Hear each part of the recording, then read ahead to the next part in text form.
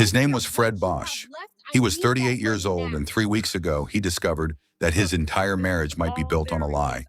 So he decided to burn it all down to find the truth. For 8 years, Fred had believed he'd married his soulmate.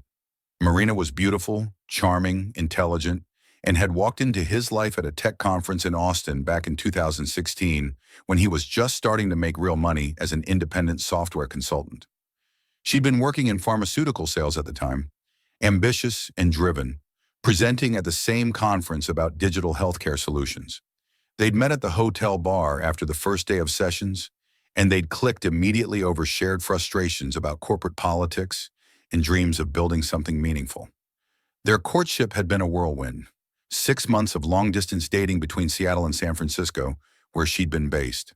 Countless flights, weekend getaways, late-night video calls where they'd talk until dawn.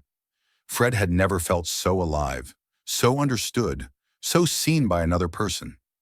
Marina seemed to appreciate everything about him: his work ethic, his humble origins, his determination to build something from nothing. Their wedding a year later had been everything he dreamed of: an intimate ceremony in Napa Valley, just close friends and family, held at a small vineyard as the sun set over the rolling hills. Marina had cried reading her vows, promising to stand by him through success and failure, wealth and poverty, joy and sorrow. Fred had believed every word. He'd thought he'd found his forever person, his partner in building a life together. Now, standing in his home office in their Ballard neighborhood house in Seattle on a Tuesday afternoon in late November 2024, listening to a conversation through the baby monitor he'd accidentally left on in the kitchen downstairs, Fred felt his entire world crack down the middle. "I'm just saying, if Fred's business slows down, I'm not sticking around to find out what for worse actually means." Marina's voice drifted through the speaker, crystal clear and casual, like she was discussing what to have for dinner. She was talking to her sister, Vanessa, who'd flown in from Portland for the weekend and had stayed a few extra days. "I married up, Van, and I plan to stay up. That's just reality. That's just being smart about life." Vanessa laughed, that knowing sister laugh that suggested this wasn't the first time they'd had this conversation. "God, Becca, you're so pragmatic. I mean, I love it, but what if he hears you? What if someone else hears you say stuff like that?" "He won't hear me. He's locked in that office working on some boring contract proposal for like 6 hours straight. That's what he does. Works, works, works." "Which is great because that's what pays for all of this," Marina said, and Fred could hear the clink of a wine glass, could picture her gesturing around their expensive kitchen with its marble countertops and professional-grade appliances. "Besides, I've played the devoted wife for 8 years. I think I've earned the right to be honest about what actually. I'm just realistic." "So what would you do? If his income dropped, I mean?" Vanessa asked, curious, not judgmental. "I'd leave," Marina said simply, matter-of-factly, like she was describing what she'd do if a restaurant served her bad food. "I'd file for divorce, take my half of everything we've built, and find someone more stable. Someone with a guaranteed income, not someone gambling everything on being an independent consultant. I've already thought about it honestly. I have lawyers I could call tomorrow if I needed to." Fred's hand had frozen on his mouse. The contract proposal on his screen, a detailed technical document for a major client worth $180,000 over the next year, blurred as those words replayed in his mind like a song he couldn't stop hearing. "I married up. I'm not sticking around to find out what for worse actually means. I'd file for divorce tomorrow." If you enjoy stories of shocking betrayals, cold-blooded gold diggers, and devastating revenge, like this video and subscribe to the channel now. There are brand new stories here every day, each one more intense and interesting than the last one you watched, and tell me where you are watching from and what is interesting about your city. The thing was, Fred hadn't always been up. His story was the classic American bootstrap narrative, except it was real, not some motivational poster fantasy. He'd grown up in a trailer park outside Spokane, Washington, raised by a single mom named Patricia, who worked 2 jobs, day shift at a nursing home as a CNA, night shift cleaning offices, to keep him fed, clothed, and believing he could be more than his circumstances. His mom had died of breast cancer when he was 25, just 2 months before he met Marina. She'd never seen him succeed, never seen him climb out of poverty, never got to meet the woman he'd marry. But she'd instilled in him a ferocious work ethic and an unshakable belief that education and determination could change your life. Fred had taken those lessons and run with them. He'd put himself through community college, working full-time at a computer repair shop while carrying a full course load. He'd transferred to Washington State University on academic scholarships and student loans that had taken him 7 years to pay off. He'd taught himself advanced programming languages in his spare time, built a portfolio of projects, networked relentlessly at tech meetups and conferences. By the time he met Marina in 2016, he was finally making good money, about $180,000 a year as an independent consultant, helping mid-sized companies optimize their software infrastructure. It was comfortable, secure, but he was hardly wealthy. He was still driving a used Honda Civic, still living in a modest apartment, still being careful with money because he remembered what it was like to have none. Marina had known all of this. He'd told her everything on their third date, opening up about his childhood, his mom's death, the years of struggle. He'd cried talking about his mother, about how he'd promised himself at her funeral that he'd make something of his life to honor her memory, to prove that her sacrifices hadn't been in vain. Marina had held him that night in her San Francisco apartment, stroking his hair, telling him she admired his strength, his work ethic, his determination to build something meaningful. She'd said his background made him who he was, made him real in a way so many privileged tech guys weren't. She'd said she loved him not despite where he came from, but because of what it had made him. Or so he'd thought. Now sitting in his office, listening to his wife casually discuss her exit strategy with her sister, Fred felt something fundamental break inside him. Had any of it been real? Had she ever actually loved him? Or had he just been a financial opportunity from the start? A guy with potential earning power who she could mold into the lifestyle she wanted? He thought about their relationship timeline through this new, darker lens. When had she decided he was worth investing in? Was it when he mentioned landing a $200,000 contract in their second month of dating? Was it when he told her about his expansion plans, his dreams of growing his consulting business into something bigger? Now his business was doing exceptionally well. The hard work, the long hours, the networking, it had all paid off. His consulting firm, which was really just him and 2 contractors he hired for specialized projects, had landed 3 major tech contracts in the past year. His annual income had jumped to around $450,000.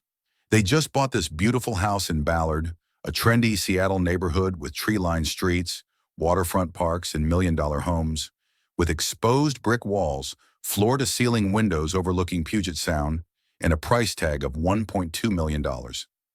Marina had insisted on the interior designer, the luxury furniture from that expensive boutique in downtown Seattle, the whole package. She'd spent $60,000 on furnishings alone, another $25,000 on window treatments and rugs, $15,000 on art for the walls. Fred had been happy to give her everything, happy to see her excited about building their home together.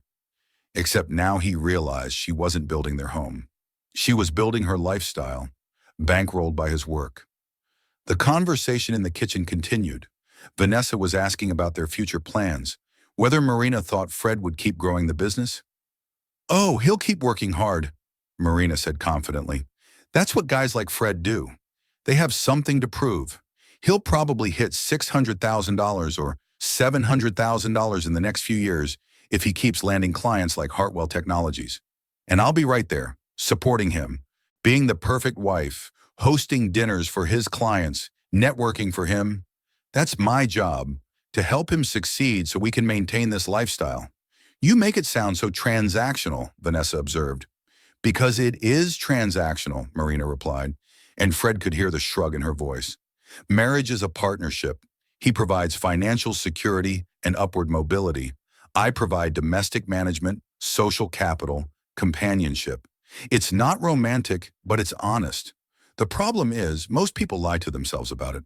I'm just clear-eyed." "But do you love him?" Vanessa asked. There was a pause, a long enough pause that Fred held his breath, hoping, praying for the answer that would make this all make sense. That would explain this conversation as just cynical venting that didn't reflect her real feelings. I love what he provides, Marina said finally. I love the life we have. I love not worrying about money. I love this house, our vacations, the security. Do I love him? I don't know, Van. I'm not sure I know what that even means anymore. I care about him. I don't want bad things to happen to him. But if he lost everything tomorrow? No, I wouldn't stay out of love. I'd stay if there was a path back to financial stability, and I'd leave if there wasn't. Fred closed his laptop carefully, precisely, with the kind of controlled movement that comes when you're afraid if you move too quickly, you'll break something, or someone. He sat in his office for another 2 hours after that conversation ended, staring at the wall, replaying 8 years of marriage through this new lens. Every memory, every moment, every expression of love, all of it potentially calculated, transactional, conditional on his continued financial success. He thought about her reaction when he landed the big Hartwell Technologies contract 8 months ago, the one that had pushed his income over $400,000 for the first time. She'd been thrilled, absolutely thrilled. They'd gone out to celebrate at Canlis, Seattle's most expensive restaurant, where dinner for two had cost $600. She'd ordered champagne, held his hand across the table, told him how proud she was of him. At the time, he'd thought she was celebrating his success, his achievement. Now he realized she might have just been celebrating the upgraded lifestyle that success would fund. He thought about how she'd been pushing him lately to work more, to take on bigger clients, to maximize his potential. Her exact words. She framed it as believing in him, as wanting him to achieve his dreams. But maybe she just wanted him to make more money. Maybe he was just a resource to be optimized. The rational part of Fred's brain told him to confront her directly, to walk downstairs right now and ask her what the hell that conversation meant.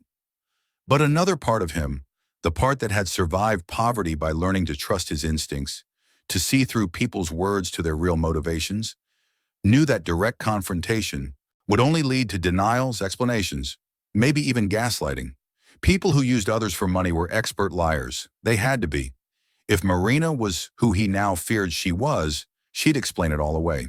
She'd cry, tell him he misunderstood, that he'd taken her words out of context. She'd say she was just venting, just having a cynical moment with her sister, that of course she loved him. She'd make him feel guilty for even questioning her, for violating her privacy by listening to a private conversation. And maybe, just maybe, he'd believe her. Because he wanted to believe her. Because 8 years of shared history, of built life, of mutual investment was hard to throw away based on one overheard conversation. But Fred knew himself. He knew that even if he accepted her explanations, even if they moved past this moment, the doubt would always be there. Every time she kissed him, every time she said, "I love you," every time she supported one of his business decisions, he'd wonder, is this real or is this transactional? He couldn't live like that. He needed to know the truth, and he knew exactly how to find it. Over the next 5 days, Fred became an actor in his own life, playing the role of the unsuspecting husband while his mind worked constantly on the plan. He treated Marina exactly as he always had, affectionate, attentive, communicative. He gave her no indication that anything had changed, that he'd heard anything, that his entire understanding of their marriage had shifted. Meanwhile, he began laying careful groundwork. He started coming home from work stressed, complaining about business problems in ways he never had before. He'd always been the type to leave work problems at the office, to maintain separation between his professional stress and his home life. But now he made sure Marina heard about contract disputes, difficult clients, potential complications. Hartwell's pushing back on some of the technical specifications in the contract. He mentioned one evening over dinner at their dining room table, watching her face carefully. Hartwell Technologies was his biggest client, responsible for about $180,000 of his annual income, 40% of his total revenue. Losing them would be catastrophic for his business. Marina's fork paused halfway to her mouth, her eyes sharpening with attention. What? Why would they do that? They're saying some of the infrastructure improvements I implemented don't meet the original specifications in the contract. It's complete bullshit. I have emails proving we discussed and agreed to the changes, but they're threatening to withhold payment and possibly sue for breach of contract. He rubbed his temples like he was developing a stress headache, selling the performance. Their new CTO apparently doesn't like decisions the previous CTO made, and I'm caught in the middle. Her face had gone pale, her appetite visibly disappearing. That's serious. How much money are we talking about? Not. How are you feeling? Or that's so stressful, or what can I do to help you through this? The first question out of her mouth was about the money. About $120,000 for this year's contract alone, Fred said quietly, precisely, watching her process the number. Plus, if they actually sue for breach of contract, legal fees could run anywhere from $50,000 to $200,000 or more, depending on how long it drags out. And the publicity could damage my reputation with other clients. In a worst-case scenario, I could lose multiple contracts. Marina set down her fork carefully, her dinner apparently forgotten. Fred could see her mind working, calculating, assessing the financial damage. But we have savings, right? We have emergency funds? We'll be okay? We have some savings, Fred said, choosing his words carefully. This was the crucial moment, the setup for everything that would come later. About $75,000 in liquid emergency funds. But that won't cover much if this turns into extended litigation. We'll need to cut back on some things, obviously. Cancel non-essential spending. Might need to put the kitchen remodel on hold. Marina had been planning an extensive kitchen renovation. She'd already hired an interior designer, picked out Italian Carrara marble countertops, custom German cabinetry, professional-grade appliances. The budget she'd presented him was $85,000, which he'd approved without hesitation 2 months ago when business was booming. For how long, she asked, her voice tight. How long would we need to pause the renovation? Not are you going to be okay or we can get through this together. How long until she could resume spending his money on luxury renovations? I don't know, Beck. Could be months while we sort through the legal issues. Could be longer if other clients get spooked and start pulling contracts. He reached across the table for her hand, a gesture of connection, of solidarity, of partnership in facing adversity together. But we'll get through this together, right? That's what marriage is about. She let him take her hand, but her hand felt limp, unresponsive, like she was tolerating his touch rather than returning it. Of course, she said, but her voice sounded hollow, automatic. Of course we will. That night, Fred lay awake next to his sleeping wife. Or pretending to sleep wife, he couldn't tell anymore. His heart heavy with a terrible certainty. Her reaction had told him everything he needed to know. No words of encouragement, no assurance that money didn't matter, that they were partners who'd face anything together. Just immediate, transparent concern about their financial situation, about what luxury she'd have to sacrifice. But he had to be absolutely sure. He had to take the test further, deeper, until there was no ambiguity, no room for doubt. Because if he was going to blow up his marriage based on suspicions, he needed ironclad certainty that he was right. The next morning, Fred called his lawyer and oldest friend, Chester Alvarado. They'd gone to community college together in Spokane, stayed close through everything. Through Fred's transfer to university while Chester went to law school, through Chester's difficult divorce 5 years ago, through all the ups and downs of building careers and lives, Chester was one of the few people who knew where Fred really came from, who understood the significance of everything he'd built, who'd attended his mother's funeral and helped him through that grief. I need your help with something, Fred said, sitting in Chester's downtown Seattle office with its view of Elliott Bay. Something that might sound absolutely insane. Chester leaned back in his leather chair, fingers steepled, his sharp lawyer's mind already working. I'm listening. Fred laid it all out. The overheard conversation with Vanessa, his suspicions about Marina's real motivations for being in the marriage, his plan to stage a complete financial collapse to test whether she'd stay with him when the money disappeared. Chester listened without interrupting, his expression growing more concerned and more thoughtful as Fred talked, processing not just the story, but the legal implications. You're talking about lying to your wife, Chester said when Fred finished, creating an elaborate fiction, a staged crisis, to test her character and her commitment. You understand how this could backfire in about 17 different ways? I understand that I need to know the truth, Fred said firmly, his jaw set. If I'm wrong, if she really does love me for who I am and not what I have, then I'll come clean about the test and we'll work through it with couples therapy or whatever it takes. But if I'm right, Chester, if she really is with me for the money and the lifestyle, I need to know before I waste any more years of my life on someone who sees me as an ATM machine. Chester was quiet for a long moment, studying his oldest friend. And if you're right, if she fails this test, what then? Then I divorce her, Fred said simply, and I make sure she doesn't get to rob me in the process. Chester nodded slowly, understanding. Okay, if you're really committed to doing this, let's do it right. You'll need documentation, witnesses, legal protection, everything airtight and defensible. Because if she is what you think she is, and if she does what you think she'll do when she believes the money's gone, you're going to need to protect yourself legally and financially. What do you mean? I mean, Chester said carefully, leaning forward, that if someone is with you purely for money and they suddenly believe that money is gone or going away, they might do desperate, irrational things. Drain accounts, hide assets, maybe even try to position themselves advantageously for divorce before you can protect yourself. We need to make sure you're protected. Over the next week, Fred and Chester constructed an elaborate but believable financial disaster scenario. They created fake legal documents showing litigation from Hartwell Technologies.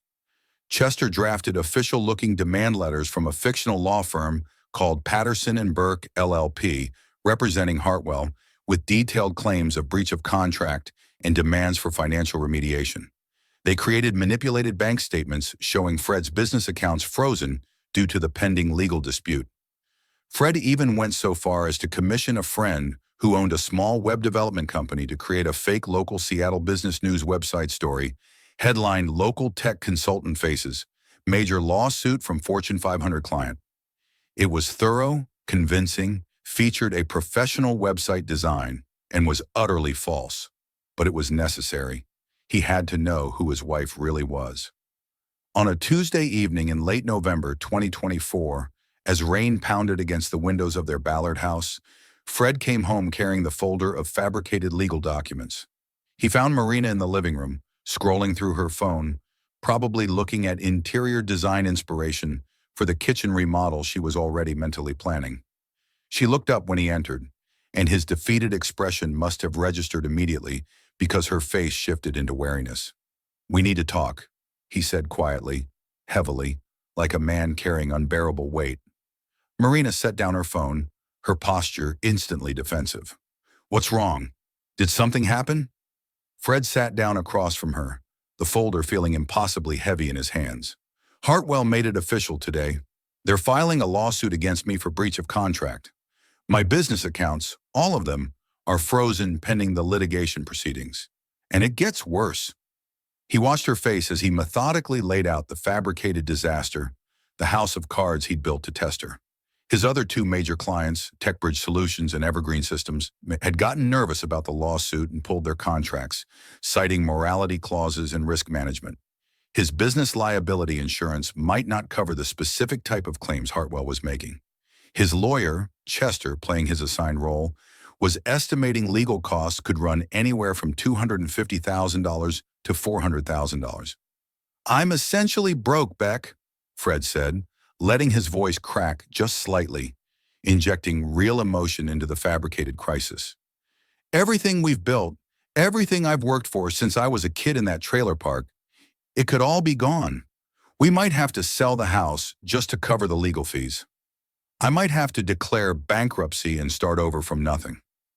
He'd expected shock, concern, maybe even tears, support, comfort, partnership. What he saw instead stopped his heart cold. Marina's face cycled through a rapid series of expressions. Shock? Yes. But then flashing anger? Then something that looked disturbingly like disgust before she managed to school her features into something resembling sympathetic concern. "Oh my God, Fred," she said, but her voice sounded flat, mechanical, like she was reading lines from a script she hadn't rehearsed. "How could you let this happen?" Not "this is terrible" or "we'll figure this out together" or "I'm here for you." How could you let this happen? Like he'd personally betrayed her by losing money. Like financial setback was a character flaw, a personal failing.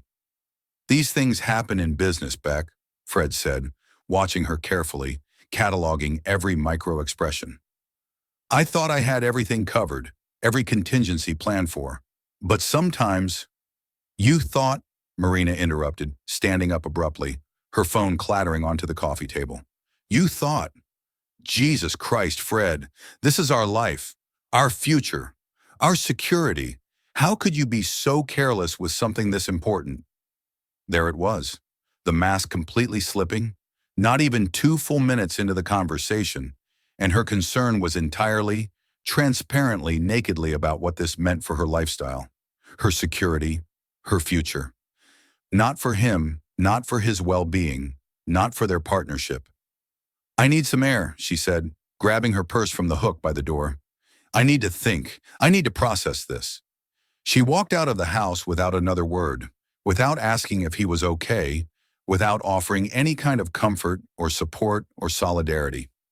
Fred sat in the living room, listening to her car pull out of the driveway with a screech of tires, and felt something inside him go cold and numb.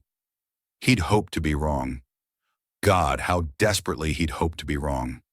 But Marina's reaction had confirmed his worst fears. And what she was about to do in the next 3 hours would prove just how right he was to test her, and how essential Chester's legal protections were about to become. Marina returned to the house at 9:47 p.m. that Tuesday night. Fred had been tracking the time obsessively, sitting in the living room with his laptop open, pretending to review the fake legal documents while actually documenting everything that had happened. Timestamps, Marina's exact words, her reactions, his observations.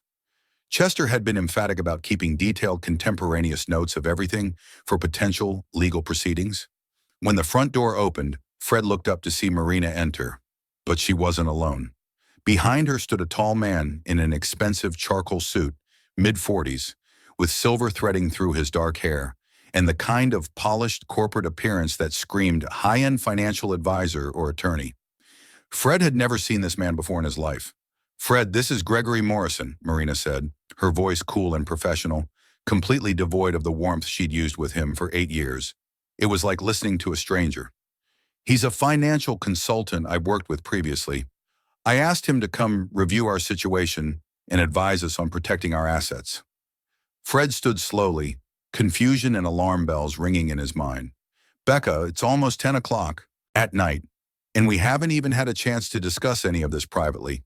Why would you—" "There's nothing to discuss," Marina said, cutting him off with a dismissive wave. "We need to understand the full scope of the damage you've caused and take immediate steps to protect what assets we still have before they're all frozen or seized. Gregory has extensive experience with situations exactly like this." Gregory Morrison stepped forward, extending a manicured hand with an expensive watch glinting at his wrist. "Mr. Bosch, I understand you're facing some serious legal challenges. Marina reached out to me this evening and explained the situation. I've worked with her in the past on financial planning, and she asked me to help assess your current position and advise on the best steps forward to protect your household assets from creditors and legal judgments." Fred shook the offered hand automatically, his mind racing. "Household assets," he repeated slowly, testing the words. "You mean our shared marital assets, mine and Marina's together?" "Of course," Gregory said smoothly, his smile professional and practiced. "That's exactly what I meant. Now, Marina mentioned your business accounts are frozen and you're facing a significant lawsuit. Do you have complete documentation of your current liquid assets? Joint bank accounts, savings accounts, investment portfolios, retirement accounts? I'll need access to all of it to properly advise you." Fred looked at his wife. She was standing with her arms crossed tightly across her chest, watching him with an expression he'd never seen on her face before. There was no warmth there, no concern for his well-being, no partnership, just cold, hard calculation and something that looked disturbingly like resentment. "I think we should discuss this privately first, Marina," Fred said carefully, keeping his voice measured, "before we bring in outside consultants to review our private financial information. I think we're well past that point, Marina said, her tone sharp. You made decisions, careless, reckless decisions that put us in this position. Now I need to make decisions to protect myself and my interests. Protect myself, not protect us, not protect our marriage or protect our family. Herself, her interests. Fred felt the final piece of the puzzle click into place. This wasn't shock or panic. This was a plan already in motion. Marina had left the house for 3 hours and returned with a financial consultant at 10 o'clock at night. That wasn't panic. That was calculated action. It's late, Fred said firmly, his jaw tightening. Mr. Morrison, I appreciate you coming out on short notice, but this isn't an appropriate time for this kind of meeting.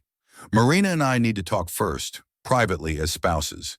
We can schedule something with you later if we decide we need outside financial advice. Gregory glanced at Marina, who gave an almost imperceptible nod. Of course, I understand completely, Gregory said smoothly. These situations are always stressful and emotional. Marina, why don't you call me tomorrow morning and we'll set up a proper appointment? I can bring my team and we can do a comprehensive review. He handed her a business card, expensive cardstock with embossed lettering, and then extended his hand to Fred again. Mr. Bosch, I hope we can help you navigate through this difficult time. The moment the door closed behind Gregory Morrison, the temperature in the room seemed to drop 20 degrees. Marina turned on Fred, her eyes flashing with anger. What the hell was that? Why did you send him away? What was that? Fred shot back, his own anger rising to meet hers. You disappeared for 3 hours, came back with some stranger I've never met, and expected me to hand over all our private financial information without discussion? Without even talking to me first about why you thought that was necessary? Someone needs to think clearly here, Marina snapped, her voice rising. Someone needs to act like an adult and protect what we have left. You obviously aren't capable of rational thought right now, given that you're facing a massive lawsuit that could destroy everything because you couldn't manage a simple corporate contract correctly. So you called a financial consultant? Fred pressed, watching her carefully. To do what exactly? To protect our assets? From what? Marina's eyes narrowed dangerously.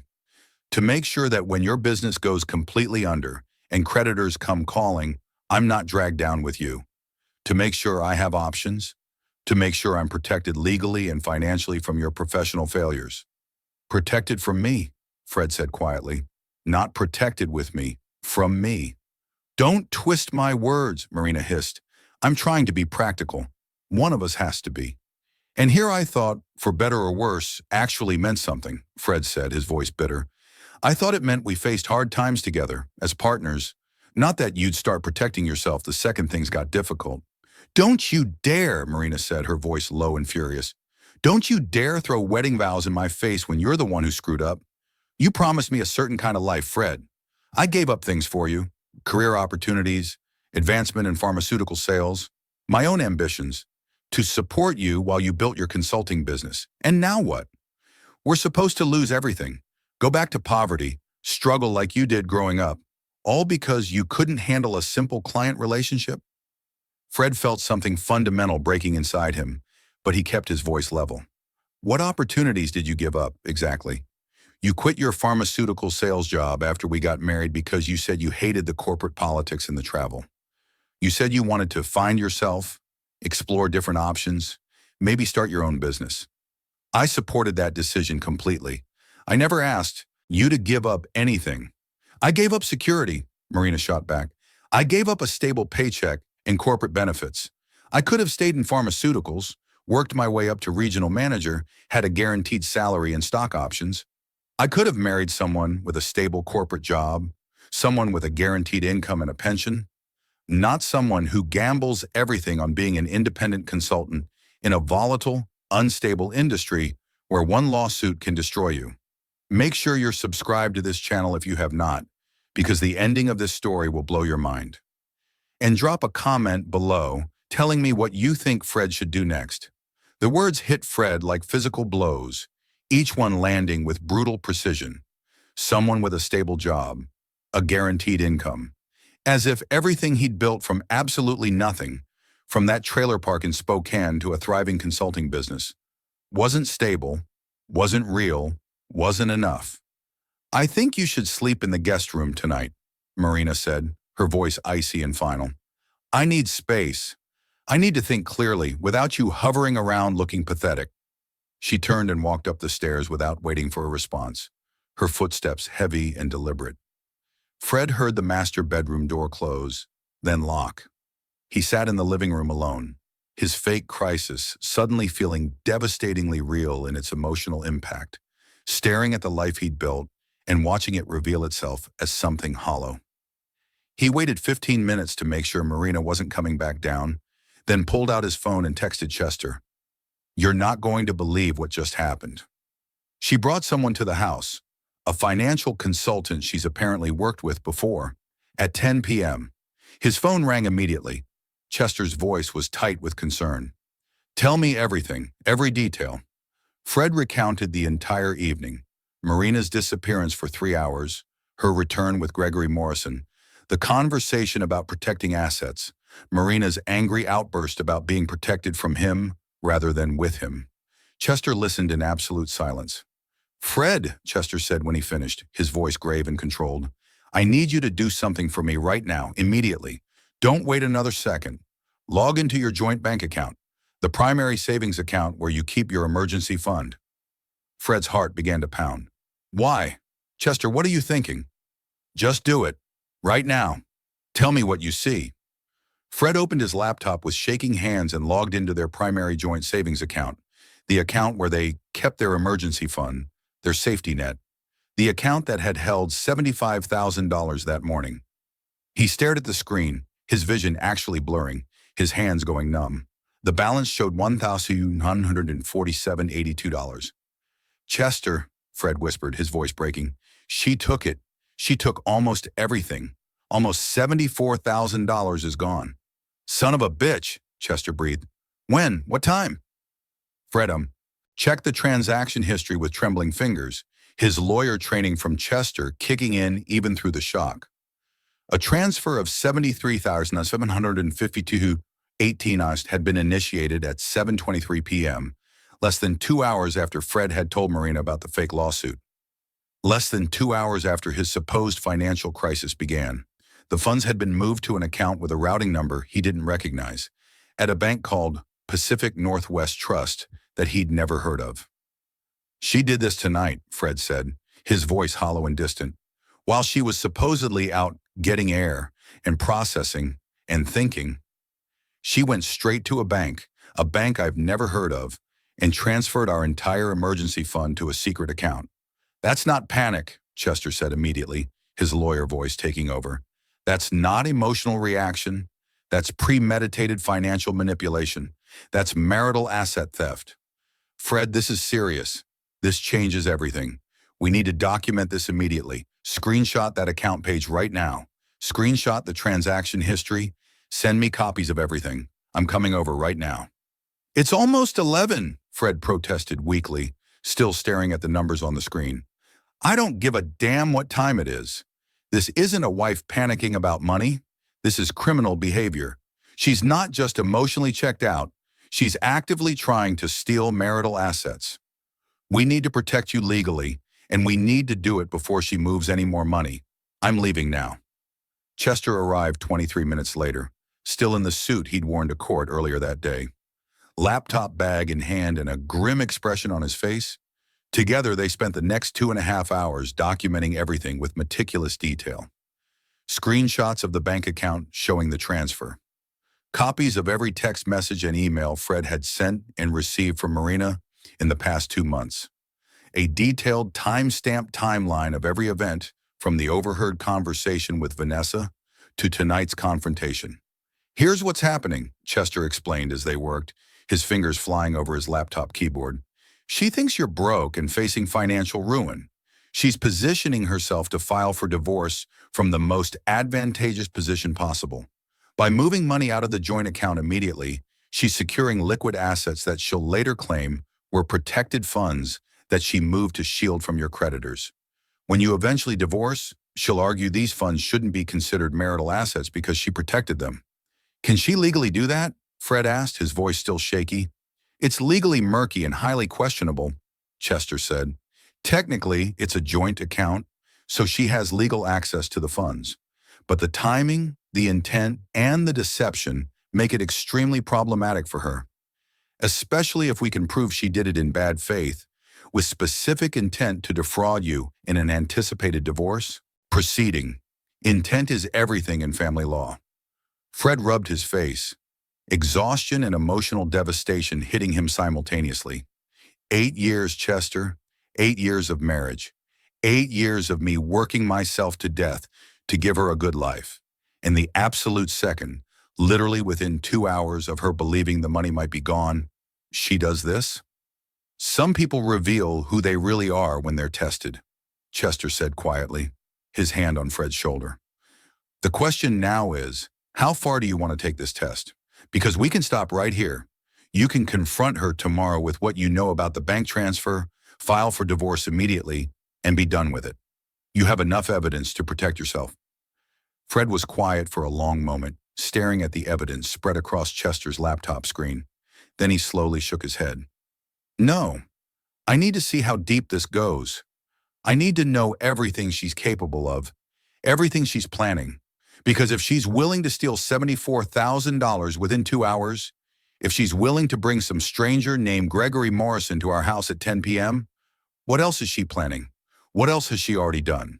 Chester looked at him seriously, his lawyer mask slipping to show genuine concern for his friend. If you're going to continue this test, we need to be extremely smart and careful. We let her think the test is working perfectly. We let her show you everything she's going to do, every move she makes, every asset she tries to hide, every lie she tells. But we document absolutely all of it, and we make sure you're legally protected at every single step. What do I do tomorrow? How do I act? You play the devastated husband facing financial ruin, Chester said. You look defeated. You accept sleeping in the guest room. You don't confront her about the money. You let her think you haven't noticed yet. And you watch, you observe, you document, and you let her keep revealing herself. Over the next week, Fred lived a double life. To Marina, he played the role of a desperate, failing businessman watching his world collapse around him. But secretly, with Chester's help and sophisticated monitoring software that Chester assured him was legal given the circumstances, he watched his wife reveal her true nature piece by methodical piece. And what he discovered was so much worse than he could have possibly imagined. Marina barely spoke to him during that week. She slept in the guest room, claiming she needed space to process the betrayal of his financial irresponsibility. But Fred knew better now. She wasn't processing. She was strategizing. He discovered the full extent of her plans when he deliberately left his laptop unlocked one afternoon while he pretended to take a shower.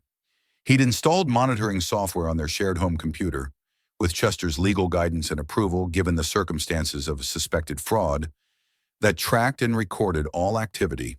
Marina didn't know that everything she did on that laptop was being documented and saved to a secure cloud server.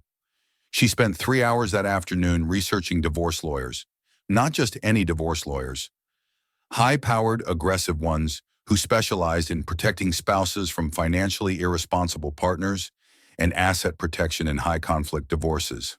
She filled out online intake forms for 3 different law firms. She downloaded comprehensive guides titled Protecting Your Assets in Divorce and What to Do When Your Spouse Faces Bankruptcy. But what truly shocked Fred, what made his blood run cold, was the email she sent to Gregory Morrison. He accessed it through their shared iCloud family account, which Marina had apparently forgotten gave him access to her emails. Gregory, thank you so much for coming by on such short notice tonight. You were absolutely right about everything when we discussed this last month. The situation is worse than I even feared. Fred has essentially destroyed our entire financial security through his incompetence and recklessness. I need you to move forward with the plan we discussed. Transfer the additional funds from our joint investment account into the protected trust we set up 3 weeks ago. Make sure everything is properly shielded and documented before I file for divorce. I'm meeting with the attorney you recommended, Laura Whitmore at Whitmore & Associates, tomorrow afternoon at 2 p.m. With the prenuptial agreement we have in place, I should be able to walk away relatively clean, but I need to make absolutely sure none of Fred's debts or legal judgments can touch me or my protected assets. How quickly can we move the rest of the liquid assets? What about the house? Can we establish that I should keep it, since I'll argue his debts make him unable to maintain it? Also, can you provide documentation or expert testimony showing that Fred's mismanagement constitutes financial abandonment under Washington state law? The attorney says that could strengthen my position significantly and potentially invalidate portions of the prenup. Thanks again for all your help. I couldn't do this without you. Our Fred read the email 4 times, his hands literally shaking, his stomach churning with nausea. The plan we discussed last month. They'd had a plan. She'd been consulting with Gregory Morrison before the supposed crisis even happened. They'd set up a protected trust 3 weeks ago, before Fred had even started his test. She was already planning her exit strategy. And the prenup? God, the prenup. They did have one, something Marina had actually insisted on when they got engaged. At the time, she'd framed it as practical and smart, since they were both professionals with separate careers and assets. Fred hadn't thought much about it. The prenup was relatively simple. Each party kept whatever assets they'd brought into the marriage, and anything acquired during the marriage would be split 50-50 in the event of divorce. Except now Marina was apparently trying to move their marital assets, money they'd accumulated together during their marriage, into some kind of protected trust before filing for divorce, which would mean those assets wouldn't be subject to the 50-50 split because they'd no longer be classified as marital assets. They'd be separate property she'd protected. She wasn't just leaving him. She wasn't just abandoning him during a crisis. She was systematically planning to rob him, to commit fraud, to steal everything they'd built together. Fred called Chester immediately, not even caring that it was almost midnight. I need to see you. Now. First thing tomorrow morning. And I need you to tell me exactly what legal recourse I have, because Marina is actively, deliberately committing fraud, premeditated fraud. She's been planning this for at least a month, probably longer. They met at Chester's office at 7:30 a.m. Fred brought printouts of everything, the emails, the browser history, screenshots of the law firm intake forms Marina had filled out. Chester's expression grew progressively darker as he reviewed each piece of evidence, his lawyer brain processing the implications. This is serious, Fred. What she's doing, moving marital assets into a separate trust with the specific, documented intent to hide them from divorce proceedings, that's textbook fraud. That's illegal. And trying to claim your supposed debts constitute financial abandonment when she knows damn well you haven't abandoned her financially or otherwise? That's filing false claims. That's potentially criminal if she follows through. So what do we do? What are my options? Chester leaned back in his expensive office chair, his fingers steepled, thinking carefully. We have 2 options. Option 1, we end the test right now this morning. You confront her with all of this evidence, the stolen money, the emails, the planned fraud. You file for divorce yourself with this documentation attached. We'd have an incredibly strong case. She'd face consequences for the fraud and asset manipulation, probably lose any claim to disputed assets, possibly face criminal charges for the theft. And option 2? Option 2, Chester said slowly, his eyes sharp, is more aggressive but potentially more effective. We let her keep going. We let her proceed with her plan. We let her file for divorce with whatever false claims and hidden assets she's planning to present. We let her walk into court and commit fraud in official legal proceedings. And then, when she's fully committed, when she's filed papers, made claims under oath, presented false financial documentation, we reveal everything. The fake crisis, the evidence of her fraud, her emails admitting to the scheme, her stolen money, all of it. We don't just divorce her, we make sure she faces serious legal consequences for what she's trying to do. Fred was quiet, processing. Option 2 was riskier, required more patience, more acting. But it also meant Marina would be caught literally in the act of committing fraud in a court of law. The consequences for her would be catastrophic. How much trouble could she actually get in? Realistically, Fred asked. Fraud in divorce proceedings is taken extremely seriously, Chester said. Asset concealment, false sworn statements, conspiracy to defraud a spouse. She could face substantial fines, penalties, court sanctions, potentially even criminal charges if the prosecutor's office wants to pursue it. At minimum, she'd lose any claim to the hidden assets completely, would probably have to forfeit her legitimate share of marital property as a penalty, and would definitely have to pay all of your legal fees. Her reputation would be absolutely destroyed. Any lawyer who knowingly helped her commit fraud could face disbarment. She'd lose everything, Fred said softly. She'd lose what she tried to steal, Chester corrected firmly. Everything she's legally entitled to under your prenup, she'd still potentially get if she'd been honest. But everything she tried to take through deception, manipulation, and fraud, gone, plus penalties. Fred thought about the woman he'd married 8 years ago in that Napa Valley vineyard, the woman who'd held him when he cried about his mother, who'd promised to love him through wealth and poverty, sickness and health. That woman was gone. Maybe she'd never existed at all. The woman who existed now was someone who'd been planning for at least a month to rob him, who'd stolen their emergency fund within 2 hours of a crisis, who was coordinating with an ex-boyfriend to commit fraud. That woman deserved to face the full consequences of her choices. "Let's go with option 2, Fred said, his voice steady and certain. "But we need to be absolutely certain we have everything documented perfectly, everything legal and defensible, everything bulletproof." "We will be," Chester promised. "But Fred, you need to be prepared. This is going to get very ugly before it gets better. She's going to file for divorce probably within the next few days. She'll make claims about you, about your financial irresponsibility, your failures, maybe much worse. You're going to have to sit through depositions and hearings and not react, not defend yourself, not reveal what you know until exactly the right strategic moment." "I understand." What Fred didn't understand yet, what he couldn't have anticipated, was just how ugly Marina was willing to make it, because she wasn't done revealing the depths of her calculated cruelty. 3 days later, on a Friday evening, Fred came home from a staged emergency meeting with creditors to find Marina in the living room with a Seattle police officer. "Mr. Bosch," the officer said as Fred entered, his hand reflexively moving toward his service weapon, "your wife has filed a police report claiming you've been making threats of violence against her. She's requested a temporary emergency restraining order for her protection. If you're enjoying this story, hit that like button and let me know in the comments what you would have done in Fred's situation." Fred's blood ran ice cold. "What? That's absolutely insane. I've never threatened her. I've never been violent toward anyone in my entire life, let alone my wife. She says you've been acting increasingly erratic and unstable since your financial problems started," the officer said, consulting his notes.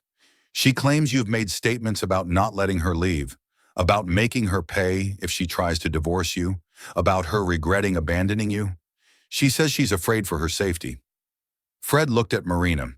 She was sitting on their expensive couch, the one she'd picked out, that he'd paid for, her face a perfect practiced mask of fear and distress. She'd even managed to produce tears, actual tears rolling down her cheeks. Her performance was flawless. "That is a complete, absolute lie," Fred said, forcing himself to keep his voice calm and measured despite the rage and shock building inside him. "Officer, I have never threatened my wife. I have never been violent. I have never said anything remotely resembling what she's claiming. This is completely, demonstrably false." "Nevertheless, sir, given the allegations and her stated fear, you're going to need to come down to the station with me and make an official statement. And in the meantime, per the temporary restraining order, you'll need to vacate the premises immediately and stay somewhere else until this matter gets sorted out in court." This was it, Marina's nuclear option, her final devastating move. If she could get a restraining order against him, even a temporary emergency one based solely on her word, she could force him out of their house, control the entire narrative, and massively strengthen her divorce filing. And if Fred had actually been an abusive husband, this would be a brave woman protecting herself from danger. But he wasn't, and she knew it. She knew he'd never threatened her, never been violent, never done anything that could remotely justify this. This was pure, calculated, methodical manipulation. This was her burning down his life to get what she wanted. As the officer escorted him toward the door, Fred caught Marina's eye for just 1 second. The mask slipped, just for an instant, just a flicker, and he saw something in her expression that chilled him to his core. Satisfaction. Cold, hard satisfaction. She thought she'd won. She thought she'd checkmated him completely. She had absolutely no idea that every single thing she'd done was documented, recorded, and would soon be used to destroy not just her divorce case, but her entire life. Fred sat in Chester's conference room at 12:47 a.m., still numb with shock, disbelief, and a rage so cold it felt like ice in his veins. The police had taken his statement at the station, asked him detailed questions about his relationship with Marina, his whereabouts over the past weeks, any witnesses who could verify he'd never been violent or threatening. Chester had immediately filed emergency motions to fight the restraining order and had called in favors from 2 other attorneys to expedite the hearing. But the damage was done. Fred was temporarily barred from his own home, the home he'd purchased, that he paid the mortgage on, forced to check into a downtown hotel while Marina played the terrified victim. "This is unbelievable," Fred said for probably the 20th time, his coffee long cold in front of him. "She actually accused me of threatening violence. Me. I've never raised my voice to her in anger, never raised a hand, never done anything remotely aggressive. Ever. It's a classic manipulation tactic in high-asset divorces," Chester said grimly, pulling thick legal files from his cabinet and spreading them across the conference table. "It's disgusting, but it's effective if nobody challenges it. She needs to control the narrative completely.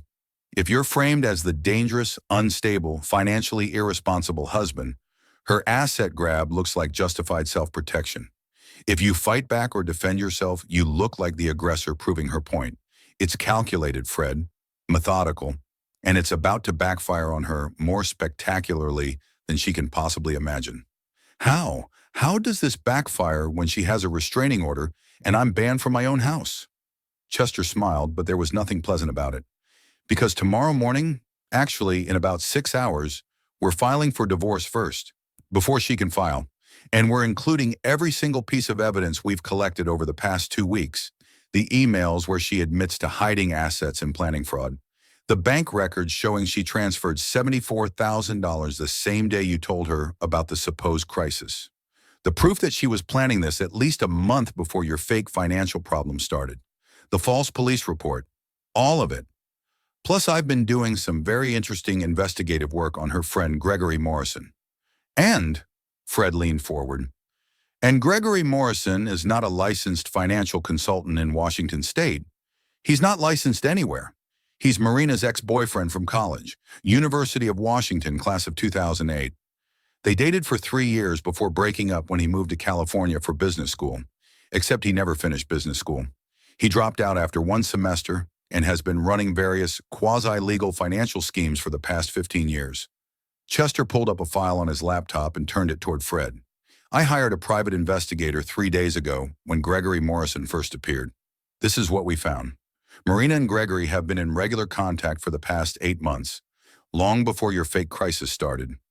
I found social media messages, emails, phone records, everything. They've been planning this for months, Fred. Possibly as long as a year." Fred stared at the evidence. Screenshots of Facebook messages between Marina and Gregory discussing exit strategies and asset protection. Email chains about shielding funds from potential creditor claims. Phone records showing dozens of calls between them, some lasting over an hour. "The protected trust she mentioned in that email," Chester continued, "it doesn't exist in any legal filing with Washington State. It's completely fictitious. They weren't moving your money into a legal trust structure. They were just transferring your money to accounts controlled by Gregory, probably planning to split it after the divorce was finalized. It's straight-up theft disguised with legal-sounding language." Chester pulled up more files, surveillance photos that made Fred's stomach turn. Marina and Gregory having dinner at a high-end steakhouse 2 weeks before the fake crisis. Marina entering Gregory's apartment building in Capitol Hill 4 days ago, staying for 3 hours while Fred was supposedly at his office. Them laughing together over drinks at a wine bar. "She's having an affair," Fred said slowly, the final piece clicking into place. "She's not just robbing me. She's been sleeping with him while planning to rob me." "I believe so, yes," Chester confirmed. "The affair probably started months ago, maybe longer. Gregory likely approached her with the scheme. He's done this before with other women. I found evidence of him running similar scams with at least 2 other divorced women in the past 5 years. He specializes in this. He finds women in seemingly stable marriages, convinces them they deserve better, helps them hide assets from their husbands, then splits the money with them after the divorce. He's a professional con artist, Fred said. Exactly, and your wife either didn't care or actively wanted to believe it would work. Chester closed his laptop. Here's what's happening tomorrow. We file our divorce petition first thing at 8:30 a.m. when the courthouse opens.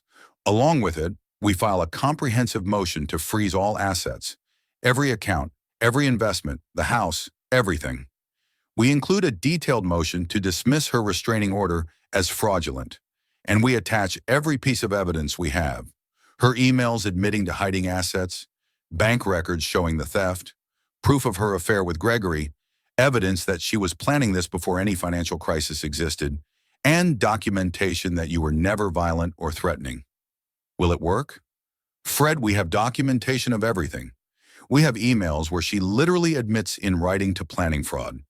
We have bank records showing she transferred assets within hours of hearing about your supposed crisis.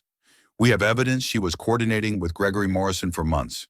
We have proof the financial crisis was fake, which means her entire justification for her actions collapses.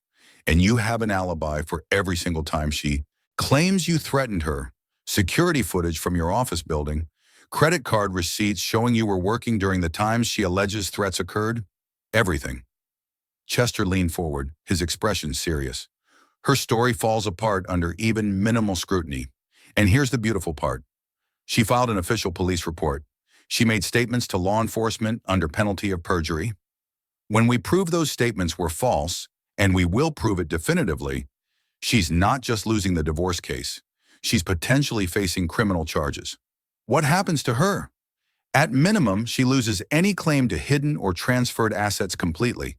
She'll probably forfeit her share of legitimate marital property as a penalty for the fraud. She'll have to return the $74,000 she stole plus damages and interest. She'll pay all your legal fees, which are going to be substantial. The restraining order gets dismissed, and she could face charges for filing a false police report, which is a misdemeanor in Washington. The affair gives us strong grounds to challenge the prenuptial agreement entirely. We can argue she entered the marriage in bad faith if we can establish the relationship with Gregory predates your marriage or started during it. And if the prosecutor's office decides to pursue criminal fraud charges for the asset concealment and conspiracy, she's looking at potential jail time. And Gregory? Chester's smile was shark-like. Civil conspiracy charges, absolutely. Mandatory return of all transferred assets plus treble damages. If he helped her file false documents or participated knowingly in fraud against you, criminal charges too. He'd be destroyed financially and very possibly face serious prison time. Plus, I'm sharing our findings with the 2 other men I found who were his previous victims. Class action lawsuit potential. Fred sat back, processing everything. This was the moment, the final decision point. He could proceed with the legal nuclear option and watch Marina's entire life implode, or he could take a lesser path, settle quietly, just extract himself from the marriage with dignity and move on. But then he thought about her face when the police officer escorted him out of his own home. That flash of satisfaction, the cold calculation, the complete absence of remorse. She'd thought she'd won. She'd thought he was helpless, defeated, destroyed. She'd weaponized the legal system designed to protect actual abuse victims to hurt an innocent person. That, more than anything, made his decision clear. Do it, Fred said firmly. File everything. Let's show her exactly what happens when you try to destroy an innocent person. The next morning at exactly 8:30 a.m., Chester filed their petition. By 9:15 a.m., Marina's attorney, Laura Whitmore, the one Gregory had recommended, had received the complete documentation package. By 10 a.m., Marina was calling Fred's phone nonstop, calls he didn't answer on Chester's advice. By 11:30 a.m., Laura Whitmore had withdrawn from Marina's case, apparently recognizing the massive liability and potential ethics violations. The emergency restraining order hearing was scheduled for 2 p.m. that same afternoon. Fred arrived at King County Superior Court with Chester and a paralegal carrying 3 file boxes of evidence. Marina arrived 15 minutes late with a new lawyer, a younger woman named Jennifer Mills, who looked like she'd been hired that morning on an emergency basis and had no idea what catastrophe she was walking into. The judge, a stern woman in her early 60s named Judge Patricia Morrison, no relation to Gregory, thankfully, called the case to order. We're here on an emergency petition for a domestic violence restraining order filed by Marina Bosch against Fred Bosch. I've reviewed the basic petition. Miss Mills, you're representing the petitioner? Yes, Your Honor, Jennifer Mills said, standing nervously. We request that the temporary restraining order remain in place while… Judge Morrison raised a hand. Before we proceed, I see there's been a responsive filing from Mr. Bosch's counsel. Mr. Alvarado, do you have a response to this petition? Your Honor, we have extensive evidence that the restraining order request is fraudulent and represents part of a calculated, premeditated plan to manipulate divorce proceedings and commit financial fraud against my client, Chester said, his voice clear and confident. Jennifer Mills stood up quickly, objecting, but Judge Morrison raised her hand again. I'll hear the evidence. Proceed, Mr. Alvarado. For the next 2 hours and 17 minutes, Chester methodically presented everything. The timeline of events, starting with the overheard conversation that prompted Fred's test, the fake financial crisis Fred created, the bank transfers Marina made within hours of learning about the supposed crisis, the emails between Marina and Gregory Morrison discussing the plan we discussed last month and moving assets to protected trusts, the photographs of Marina with Gregory at restaurants in his apartment, the social media evidence of their relationship spanning 8 months. The fact that Gregory Morrison was not a licensed financial consultant, but Marina's ex-boyfriend running a fraud scheme. And then, the critical piece, comprehensive evidence that the entire financial crisis was fabricated. Your Honor, Chester said, my client staged a fictional business crisis to test his wife's loyalty and commitment after overhearing her tell her sister she'd married him specifically for money and would immediately leave if his income declined. Everything Marina believed about the lawsuit, the frozen accounts, the financial ruin, all of it was false, created by Mr. Bosch as a test to see if his wife truly loved him or merely loved his bank account. The courtroom went absolutely silent. Marina's face had drained of all color. Jennifer Mills looked like she wanted to sink through the floor. The moment Marina believed my client was broke, Chester continued, his voice measured and powerful, she transferred their entire life savings to hide them from him. She contacted her ex-boyfriend and co-conspirator to help conceal marital assets. She researched aggressive divorce lawyers specializing in protecting spouses from financially irresponsible partners. And then, when she feared my client might resist or fight back, she fabricated threats of violence and filed a false police report to force him from their home and control the divorce narrative. All of this while my client's actual financial status was completely sound. All of this while she was having an affair. All of this while she was actively planning to commit fraud. Chester presented security footage showing Fred at his office during times Marina claimed he'd threatened her. Time-stamped photos of Fred at coffee shops, restaurants, working late, all contradicting Marina's timeline. Email evidence that Fred had been nothing but supportive and concerned, never angry or threatening. Judge Morrison's expression had grown increasingly severe as Chester presented each piece of evidence. She turned to Marina, her eyes hard. Mrs. Bosch, is this true? Did you file this restraining order knowing your husband had never actually threatened you with violence? Marina's new lawyer whispered something urgent to her, but Marina seemed beyond listening to legal advice. He tricked me, she said, her voice shaking with anger more than fear. He deliberately lied about being broke. He manipulated me. He created this entire fake scenario to test whether you loved him or his money, Judge Morrison said icily. And your response to your husband facing a crisis, real or fabricated, was to immediately steal marital assets, coordinate with an ex-boyfriend to hide money, plan fraudulent legal actions, and then file a false police report claiming violence that never occurred? I was protecting myself, Marina insisted. From what? Judge Morrison's voice cut like a blade. From a man who had never been violent to you, never threatened you, who by all evidence presented here was simply testing whether your marriage vows meant anything? Mrs. Bosch, you didn't protect yourself. You revealed yourself. The judge looked at the evidence spread before her. I'm dismissing this restraining order immediately and vacating all temporary orders. Mr. Bosch is free to return to his home. Furthermore, I'm referring this matter to the King County Prosecutor's Office for investigation of filing a false police report. You're fortunate your husband is not pressing charges for defamation, malicious prosecution, and abusive process, though he would have substantial grounds. She turned to Fred, her expression softening slightly.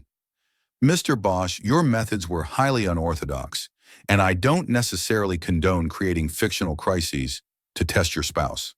However, your wife's actions in response reveal clear criminal intent and systematic fraud. You have my sympathy for what you've endured.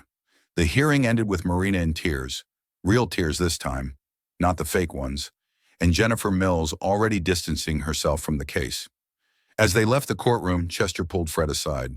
The prosecutor's office called during the hearing. They want to meet with us tomorrow morning at 9 a.m.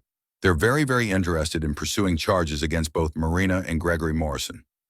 Over the next 3 months, Fred watched Marina's carefully constructed plan collapse completely, spectacularly, irreversibly. The divorce proceedings revealed everything to public record. Gregory Morrison was arrested for conspiracy to commit fraud and theft. Turns out he'd used the exact same scheme with 3 other women before Marina, running a sophisticated side operation, helping unhappy spouses hide assets from their partners in exchange for a percentage of the stolen money. Facing significant prison time, Gregory cut a deal with prosecutors. He testified against Marina in exchange for reduced charges, 3 years in prison instead of 10, with restitution requirements. His testimony revealed that he and Marina had been planning her exit strategy for 10 months, had opened secret accounts together, and had been having an affair for 8 months. Marina's fraud was laid bare in court in excruciating detail. The judge ordered her to return every penny she transferred, $74,000 to Fred immediately, plus another $43,000 that Chester's investigators discovered she'd moved to Gregory's accounts. She forfeited any claim to the house. She forfeited her claim to their joint investment accounts, worth approximately $190,000. She forfeited even personal jewelry and items Fred had purchased for her during their marriage as punishment for the fraud attempt. The court ordered her to pay $143,000 in Fred's legal fees. The criminal charges for filing a false police report resulted in a conviction, 9 months of probation, 200 hours of community service, and a permanent criminal record. Her reputation was completely destroyed. Her social circle, the high society friends she'd cultivated through Fred's success, wanted nothing to do with her. The local business community, where she'd been networking for a potential return to pharmaceutical sales, closed ranks against her. But perhaps the most devastating consequence was the revelation to her own family. Fred had maintained a genuinely good relationship with Marina's parents, Bill and Susan Alvarado, throughout their marriage. They were kind, honest people who'd welcomed Fred into their family without reservation. When they learned what their daughter had done, the affair, the systematic fraud, the false police report, the calculated cruelty, they were horrified and heartbroken. Susan called Fred personally to apologize, her voice breaking with genuine tears. "Fred, I am so sorry. We raised her better than this. We raised her to have integrity, to keep her word, to treat people with respect. I don't know what happened to her, what made her so selfish and cruel and willing to hurt someone who loved her. Please know that Bill and I are disgusted by what she did." "It's not your fault, Susan," Fred told her gently. "You're good people. Sometimes children make choices that don't reflect their parents' values." Bill was more direct when he called the next day. "She's out of the will," he said bluntly. "We've rewritten everything. We're not supporting this behavior, not rewarding it. She made her choices. She can live with the consequences. And Fred, I'm sorry we didn't see what she was. You deserve better." 6 months and 2 weeks after filing for divorce, it was finalized. Fred kept the house, all the investments, his business, everything. Marina walked away with nothing but crushing debt from her legal fees, a criminal record, a destroyed reputation, and the knowledge that her own greed had cost her everything. But Fred's journey wasn't over. The end of his marriage, as painful and disillusioning as it had been, had taught him something profound about trust, authenticity, and his own worth. He threw himself into therapy to process the betrayal and rebuild his sense of trust. His therapist helped him recognize the warning signs he'd missed: Marina's subtle isolation of him from friends who might have questioned her, her emphasis on appearances and status, her transactional approach to relationships disguised as practicality. He learned to trust his instincts again. His business thrived. The fake crisis had actually helped him identify real weaknesses in his contracts and client relationships, which he'd addressed with Chester's help. His income reached $680,000 that year, his best ever. But more importantly, he learned that his worth wasn't defined by his income. He reconnected with old friends from his community college days, from his early consulting years, people Marina had subtly discouraged him from spending time with because they weren't in our social circle. He took up hobbies he'd abandoned: hiking, photography, volunteering at a youth mentorship program, helping kids from low-income backgrounds pursue tech careers. And slowly, carefully, when he was ready, he started dating again. Her name was Sarah Alvarado, no relation to Marina's family. She was an elementary school teacher at a public school in Renton, making $54,000 a year. They met at a community fundraiser for the youth mentorship program where Fred volunteered. She had absolutely no idea who Fred was, what he did for a living, or how much money he made.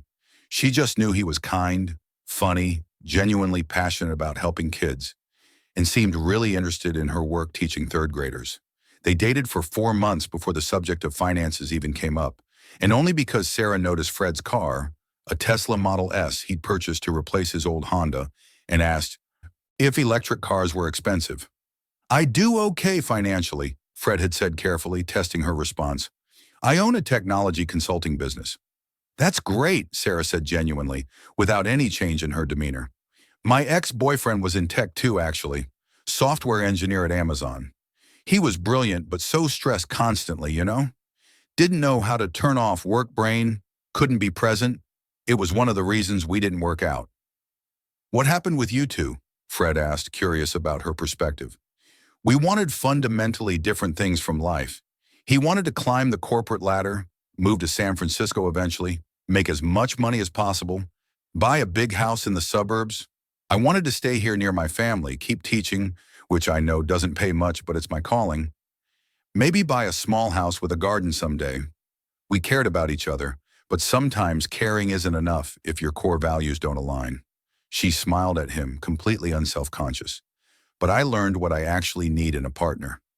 Someone who values people and relationships and purpose over profit and status, you know?" Fred did know, and 8 months later, when their relationship was serious enough that he needed to be fully honest, he told Sarah the complete truth about his income and the Marina situation. Her reaction told him everything he needed to know about her character. "Oh my God, Fred, that's horrible," she said, taking his hands in hers. "I can't even imagine how much that must have hurt, being betrayed like that by someone you trusted completely. That must have been devastating. Not I'm glad you're wealthy, or at least you came out of it with money. Just pure, genuine empathy for his pain." "Does it bother you?" Fred asked carefully. "That I tested her, that I lied about being broke to see how she'd react?" Sarah thought about it seriously before answering. "I think you did what you needed to do to find the truth.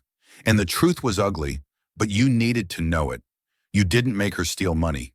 You didn't make her file false police reports. You didn't make her have an affair. You just created circumstances that revealed who she really was." She squeezed his hands. "And for what it's worth, I'd love you whether you made $50,000 or $500,000 or nothing at all. That's genuinely not why I'm here. I'm here because you make me laugh, because you're kind to everyone you meet, because you volunteer your time helping kids, because you listen when I talk about my students. That's what matters." Fred believed her, not because he was naive, but because he'd learned to recognize authenticity. And 2 years later, he married her in a small ceremony at Discovery Park in Seattle, surrounded by people who loved them for who they were, not what they had. As for Marina, Fred heard through mutual acquaintances that she'd moved to Phoenix, changed her name legally to Marina Thompson, and was working as a manager at a retail store.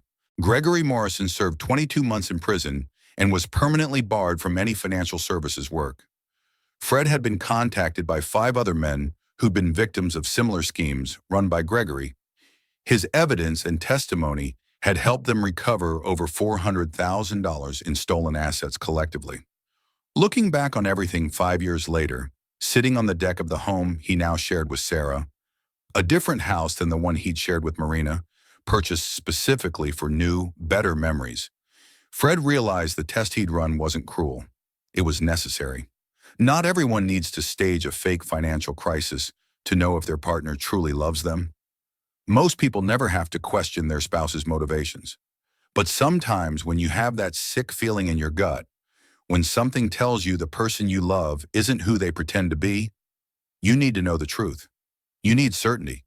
He learned that real love doesn't crumble under pressure. It grows stronger. Real love doesn't calculate profit and loss. Real love doesn't immediately abandon you the moment things get difficult. Real love isn't transactional. And he'd learned something else, something profound that he'd share with anyone who asked. Sometimes the best revenge isn't revenge at all. It's letting people face the natural consequences of their own choices. Trust is earned through actions, not words. And true love, the kind worth having, survives hard times because it was built on something real in the first place. Money can buy a lot of things, but it can't buy integrity, character, or genuine love. And anyone who loves you only when you have money doesn't love you at all.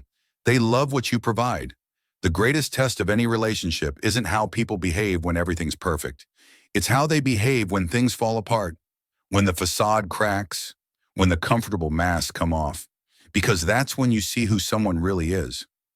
Fred had paid a high price to learn that lesson, 8 years of his life, a painful betrayal, a difficult and public divorce.